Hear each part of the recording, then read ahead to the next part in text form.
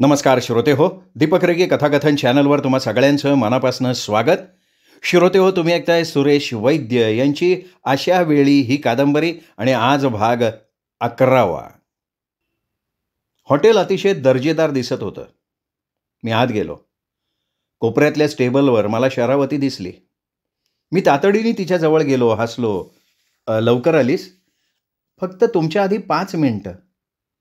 मी खुर्ची ओढून जवळ बसलो. हॉटेल जवळजवळ रिकामं होतं. तुरळक मंडळी दिसत होती. तुम्ही जेवला नसालच, तिने विचारलं आणि तिने तसं म्हणताच मला जाणवलं की आपल्याला चांगलीच भूक लागली आहे. मी कबुली दिली, नाही जेवलो. तुझा फोन आला त्या भरात मला काही सुचलंच नाही. मला वाटलंच होतं. मंद हसत ती म्हणाली, मी आधीच जेवणाची ऑर्डर दिली आहे. म्हणजे तूही जेवली नाहीयेस? मी आश्चर्यानं विचारलं. सकाळी थोडं खाणं झालं होतं, भूक नव्हती. म्हटलं बरोबर जेवू. आणि तशीही डॉक्टरांना जेवणाची वेळ काटेकोरपणे पाळता येत नाही ना. तिच्या बोलण्यावर आम्ही दोघेही प्रसन्न हसलो. वेटर जेवण घेऊन येईपर्यंत आम्ही इकडच्या तिकडच्या विषयांवर जुजबी गप्पा मारल्या. जेवण झालं आणि मग ती गंभीर झाली. चंद्रकांत, मला तुमच्याशी एका विषयावर बोलायचं आहे. हां, अगं बोल ना. मी काहीसा पुढे झुकून म्हणालो.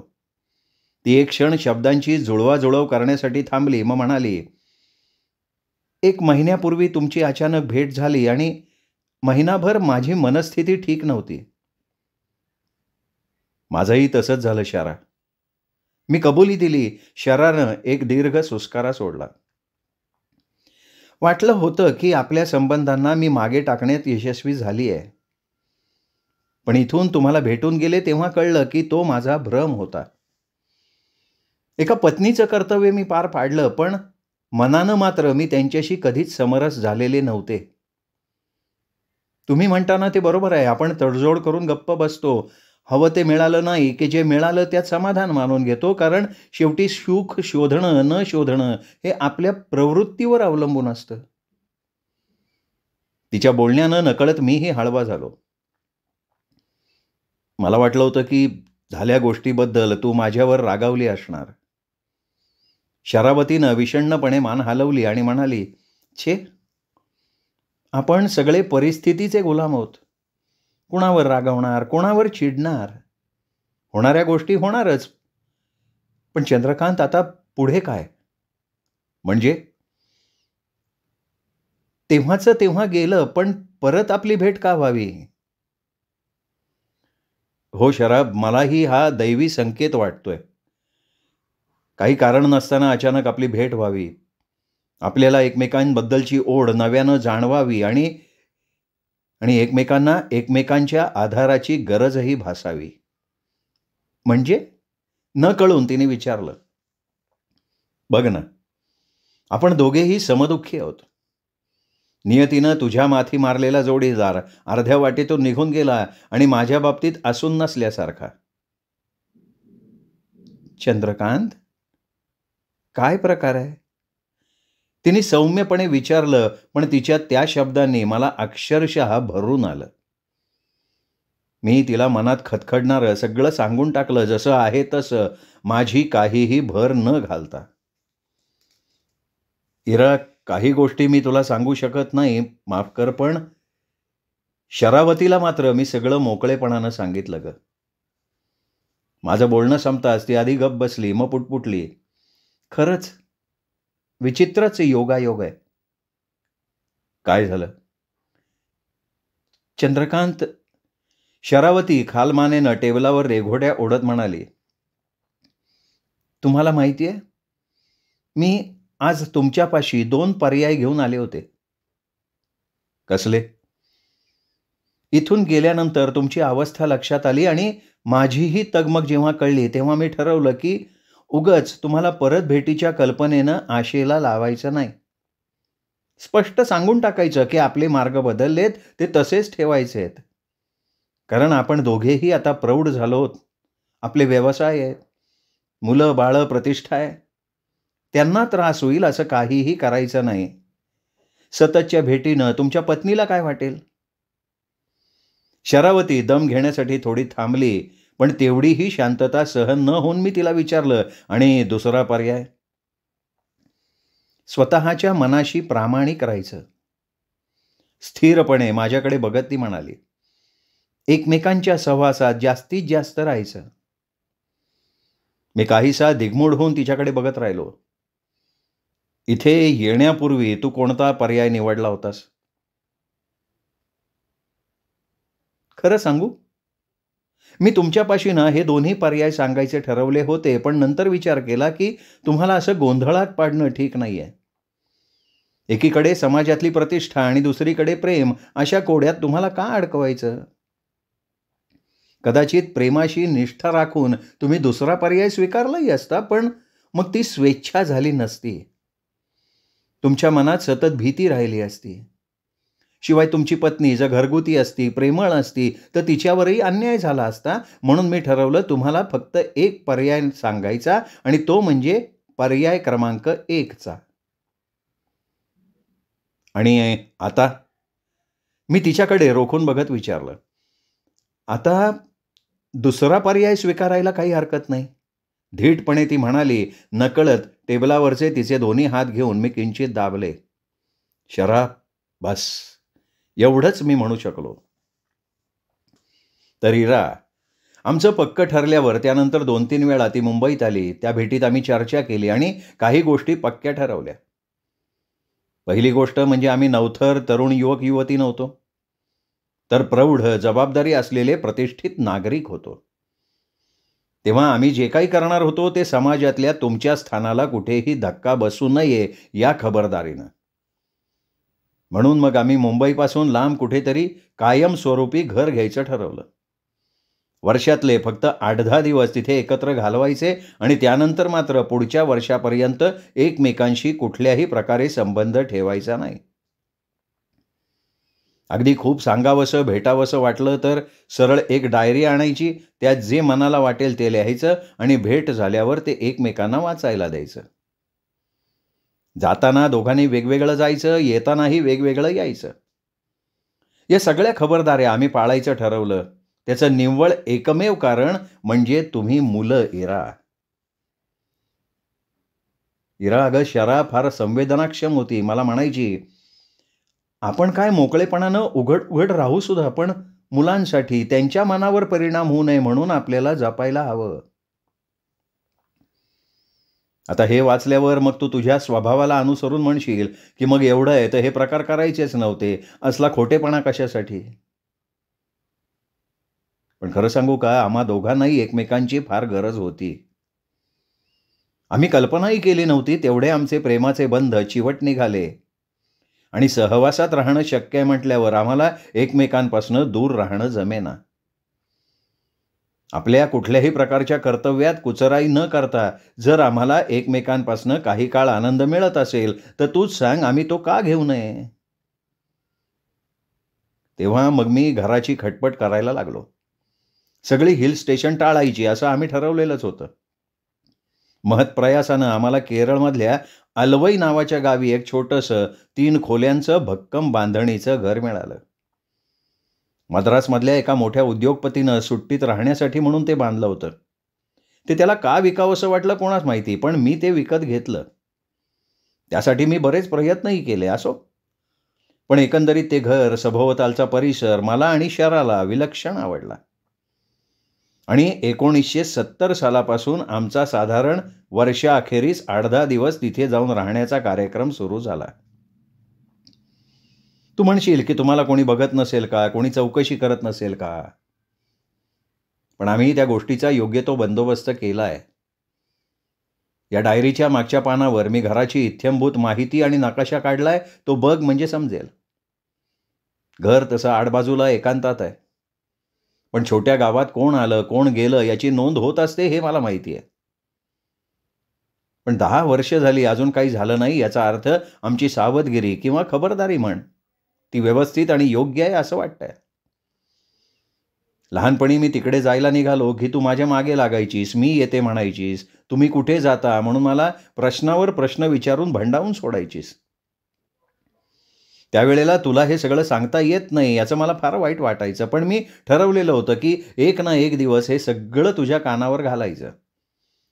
फक्त त्यासाठी मी योग्य संधीची वाट बघत होतो आणि तेव्हा एक दिवस डोक्यात कल्पना आली की वाढदिवसासारखी दुसरी चांगली संधी नाही आणि तो वाढदिवसही असा हवा की बालपणातली कोवळीक थोडी मागे राहिली आहे आणि तारुण्याची परिपक्वता आणि प्रगल्भता पुढे उभी आहे. अशा उंबरठ्यावर हे सत्यदर्शन तुला करायचं होतं. 16 हे त्या दृष्टीनं आदर्श वय आहे असं मला वाटतं, म्हणून गेल्या 2 दिवसांपासून रात्री बसून मी ही डायरी पूर्ण केली. आज ती मी तुझ्या हातात दिली. ती वाचून तू नेहमीप्रमाणे त्यावर विचार करशील आणि मग पप्पा तुमचं वागणं या ठिकाणी मला अजिबात आवडलं नाही बरं का, असं ठणकावून सांगायला नक्की येशील, हो की नाही? मीही तुझ्या त्या बोलण्याची वाट बघतोय म्हणा. पण खरं सांगू का, आम्ही दोघेही परिस्थितीच्या फेऱ्यात अडकलेले दुर्दैवी जीव आहोत असं मला वाटतंय. पण इरा, तुला काय वाटतंय?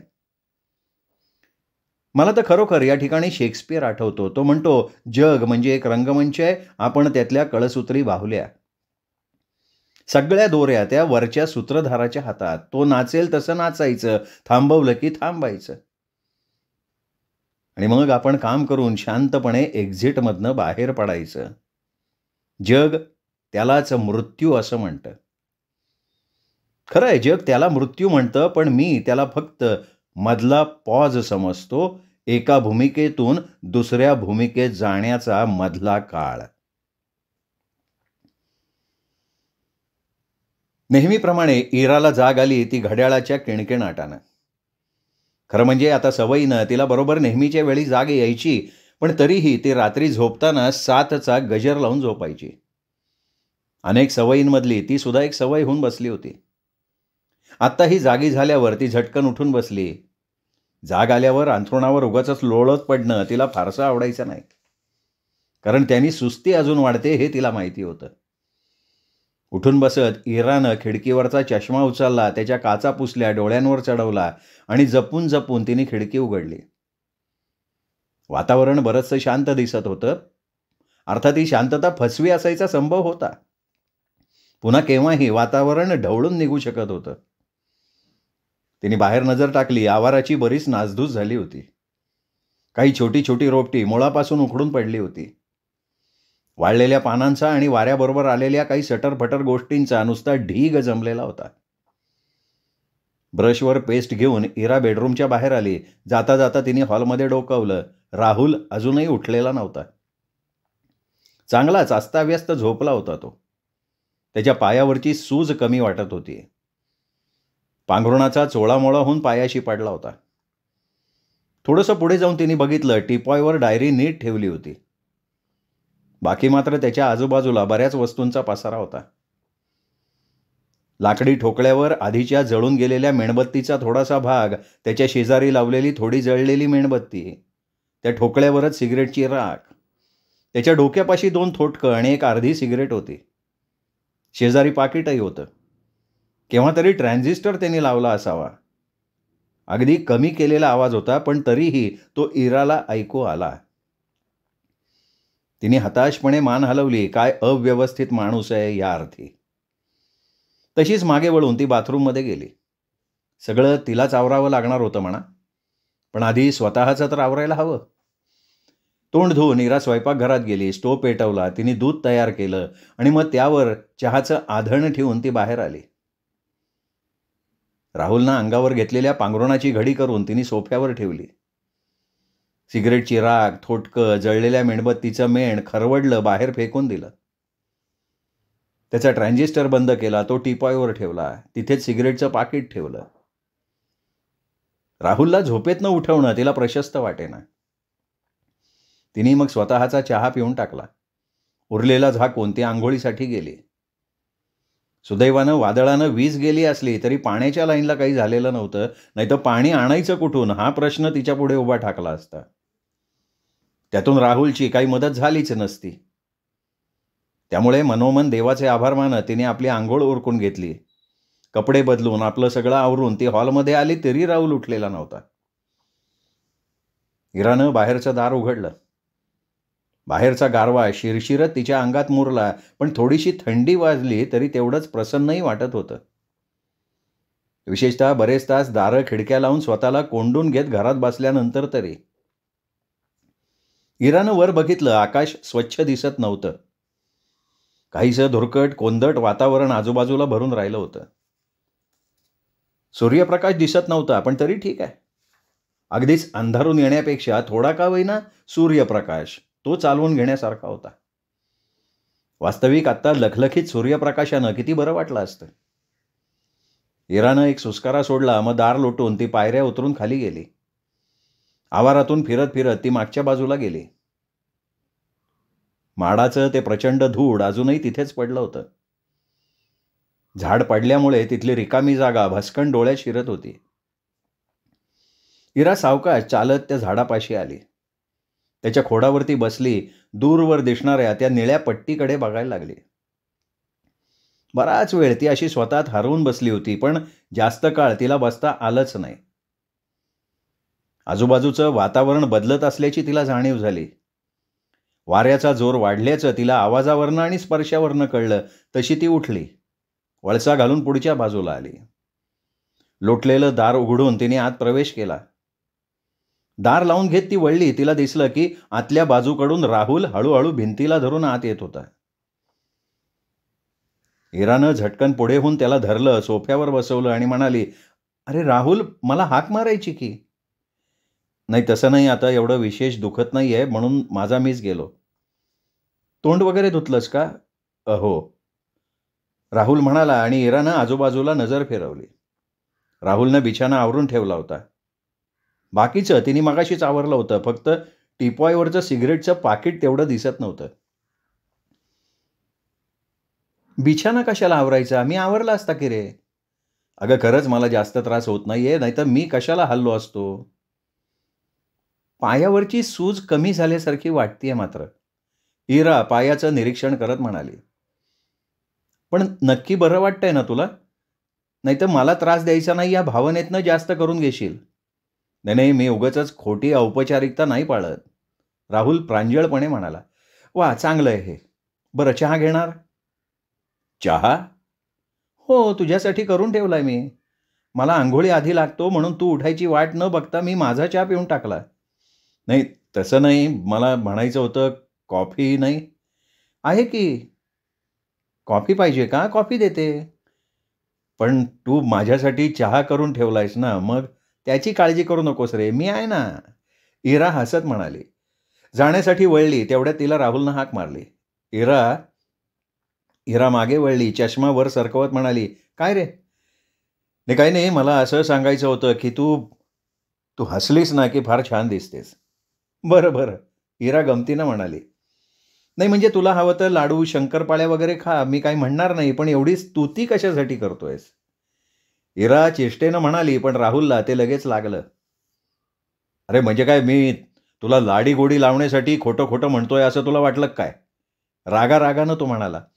"अरे मी तुझी गंमत केली." इरा म्हणाली. "तूच सांग, युरोपात तुमची कोणी स्तुती केली की तुम्ही लगेच थँक्स म्हणून आभार मानता का नाही? मग इथेही तसंच आहे.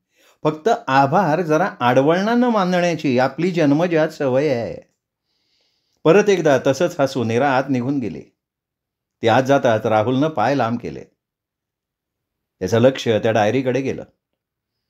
रात्री तो बराच वेळ ती डायरी मेणबत्तीच्या प्रकाशात वाचत होता. मध्ये मध्ये झोप येत होती, पण कसोशीनं ती उडवून त्यांनी एका बैठकीत ती डायरी वाचून टाकली होती. वाचल्यानंतर काही वेळ तो वाचलेल्या मजकुरावर अंधारात विचार करत पडला होता. नंतर मात्र कधीतरी त्याला झोप लागली होती. पण काल आणि आत्ताही विचार करताना एक गोष्ट त्यांनी मनोमन मान्य केली. इरा म्हणाली ते खरं होतं. तिच्या वडिलांनी जसं घडलं तसंच लिहिण्याचा प्रामाणिक प्रयत्न केला होता आणि कुठेही आपल्या वागण्याचं समर्थन केलेलं नव्हतं. तसं बघितलं तर ते करायला त्यांना संधी होती, पण त्यांनी नुसते प्रसंग, त्यातली त्यांची क्रिया आणि त्या प्रसंगामागची पार्श्वभूमी एवढ्याचाच उल्लेख केला होता. आणि शिवाय त्याला एक कळलं होतं की या संबंधात पुढाकार आईचा होता. कुठेतरी ते त्याला खटकत होतं. "हां, घे." त्याच्यापुढे कॉफीचा मग धरत इरा म्हणाली. तसा राहुल विचारांच्या जाळ्यातनं भानावर आला. पटकन सावरून बसत त्याने तो मग तिच्या हातातनं घेतला. इरा खुर्चीत बसली. कॉफीच्या नुसत्या वासानं सुद्धा राहुलला बरं वाटलं. त्याने मग तोंडाजवळ नेला आणि एकदम काहीतरी आठवून थांबला. कॉफीत तू तुझ्या अंदाजानं साखर टाकली नाहीस ना? पिऊन बघ. इरा अत्यंत शांतपणे चहाचा घोट घेत म्हणाली. जिथे एखादी गोष्ट पडताळून बघणं शक्य आहे ना, तिथे ती अवश्य पडताळावी आणि मग बोलावं. काहीसं ओशाळून राहुलनं मग तोंडाला लावला. एकच घोट घेतला. बरोबर आहे. मग माझी आवड मी तुझ्यावर कशी लादेन राहुल? सॉरी. पडेल आवाजात तो म्हणाला. राहुल, तू अगदी पक्का युरोपियन झालायस बघ. थोड्या थोड्या गोष्टींसाठी थँक्स आणि सॉरी. अगं मग ते काय वाईट आहे का? राहुल वादाचा पवित्रा घेत म्हणाला. नाही, चांगलं नेहमी घ्यावं, त्याचा विधिनिषेध बाळगू नये हे खरं आहे, पण कृत्रिमपणा टाळावा रे माणसाने. मला नाही यात कृत्रिमपणा वाटत. काय कृत्रिमपणा आहे? हे बघ राहुल. चहाचा कप टेबलावर ठेवत इरा म्हणाली. एखाद्या अनोळखी माणसानं किंवा थोड्या ओळखीच्या माणसानं तुमच्यासाठी काही केलं तर त्याचे आभार मानायलाच हवेत. तिथे शब्दांची जरुरी असते. पण जिथे जास्त ओळख आहे, घसट आहे, अशा ठिकाणी कृतज्ञता शब्दात व्यक्त करण्याची जरुरी नसते. ती तुमच्या वागण्यातनं व्यक्त झाली पाहिजे. ही आपली पद्धत आहे. आता तू आणि मी जवळजवळ 2 दिवस 24 तास एकमेकांच्या सहवासात आहोत. मला कसलं सारखं थँक्यू आणि सॉरी? चला, फार नाही, पण यातून एक निष्पन्न झालं. तू मला जवळचा मानतेस. हे काय कमी झालं का? राहुल हसत म्हणाला. जवळचा आहे का नाही ते माहिती नाही, इरा मिश्किलपणे म्हणाले. पण औपचारिकता पाळण्या इतका मी तुला लांबचा समजत नाही, एवढं मात्र खरं. इरा कप आणि मग घेऊन उठली. राहुल, तुला आंघोळ करायची असेल ना? हो, पण मला पहिल्यांदा दाढी करायची आहे. आपल्या गालांवरनं हात फिरवत राहुल म्हणाला. खरं म्हणजे त्याच्याकडे बघताना त्याला दाढी करण्याची आवश्यकता आहे असं इराला बिलकुल वाटलं नाही. चांगला व्यवस्थित गुळगुळीत त्याचा चेहरा दिसत होता. त्यात मिशा राखलेल्या असतील तर थोडाफार का होईना दाढी वाढल्याचा भास होतो. पण राहुलच्या बाबतीत तोही प्रश्न नव्हता. तरी इरा काही बोलली नाही. बऱ्याच इंग्रज अमेरिकनांना रोजच्या रोज दाढी करायची सवय असते हे तिने कुठेतरी वाचलं होतं. आता रोजच्या रोज गुळगुळीत चेहरा करून त्यांना काय मिळतं तेच जाणवत. इरा स्वतःशी या विचारानं हसली. राहुलच्या प्रश्नावर ती आपली साधेपणानं म्हणाली. मग मी काही मदत करू? मला काही दाढी करता येत नाही, कारण मला तशी काही पुरुषांची दाढी करण्याचा अनुभव नाही. तिचं बोलणं ऐकताच राहुलच्या नाकाचं टोक लालसर झालं. अगं, तू का सारखी सारखी माझी टिंगल करतेयस? टिंगल? मी कुठे तुझी टिंगल केली? मग ही टिंगल नाही तर काय आहे? मी तुला कशी दाढी करायला सांगेन? माझा पाय दुखावलाय, हात शाबूत आहेत. खरंच की रे, मी विसरूनच गेले होते, इरा म्हणाली आणि राहुलच्या चेहऱ्याकडे लक्ष जाता तातडीनं आत जायला वळली. दारात थोडं थपकून तिने विचारलं. खरंच तुला काही नकोय ना रे? राहुलनं रागानं नकारार्थी मान हलवली. श्रोते हो, हा होता भाग 11वा. भाग 12वा उद्या. तोपर्यंत नमस्कार मित्रो.